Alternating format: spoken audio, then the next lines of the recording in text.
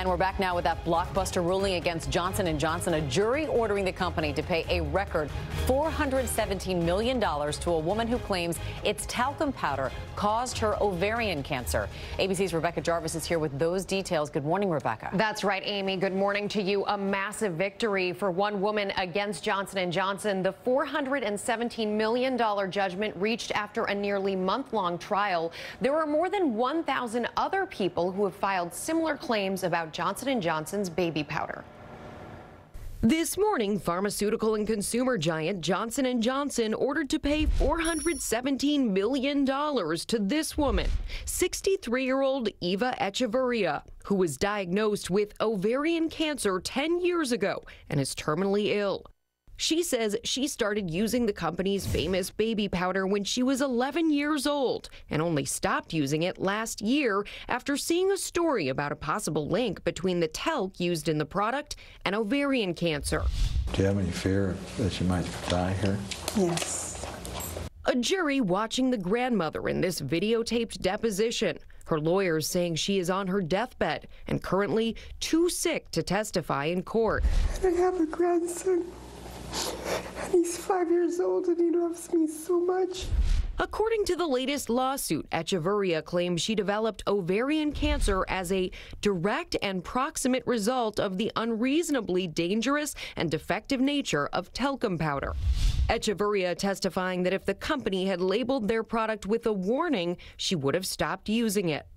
Eva would like to get the message out to other women in the country. This is just the latest in a series of lawsuits Johnson & Johnson has faced from women with similar claims. Last year, juries in 3 different Missouri trials awarded women combined damages of over $300 million. I'm hoping that Johnson & Johnson will listen to us and give us a warning, give other women a warning. But according to the medical community, the evidence of a possible link is unclear.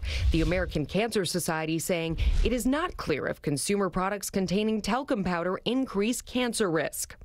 Johnson & Johnson telling ABC News while it sympathizes with the women and families impacted by this disease, it will appeal the verdict, saying it is guided by the science which supports the safety of Johnson & Johnson's baby powder.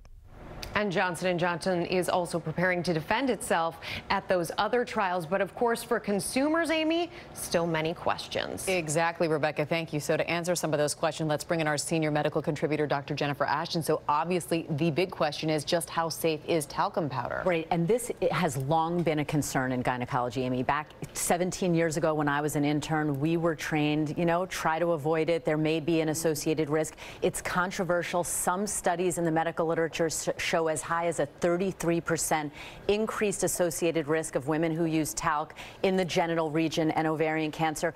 Talc has been found in the ovaries and lymph nodes of women with ovarian cancer, and we know that it's a chemical irritant. However, flip side, if talc really were that causative in cancer, we surgeons have talc on our gloves. We're putting our hands into people's bodies every day, and there would be likely a much higher rate of ovarian cancer. The American Cancer Society has said it's not clear that there's an associated increased risk between this particular type of ovarian cancer. And we have to remember, a woman has a 1 in 75 chance of developing ovarian cancer. Multiple factors are associated with that risk. It's very, very difficult to pinpoint one factor with a cause of cancer. So any tips for the American consumer when using talcum powder? I think we have to remember frequency and dose. It can be safe when used on other parts of the body. It is not meant to go in the body via any orifice, so it should be kept away from that area. But again, it's very controversial. All right, Dr. Jen, thanks so much as always. We appreciate it.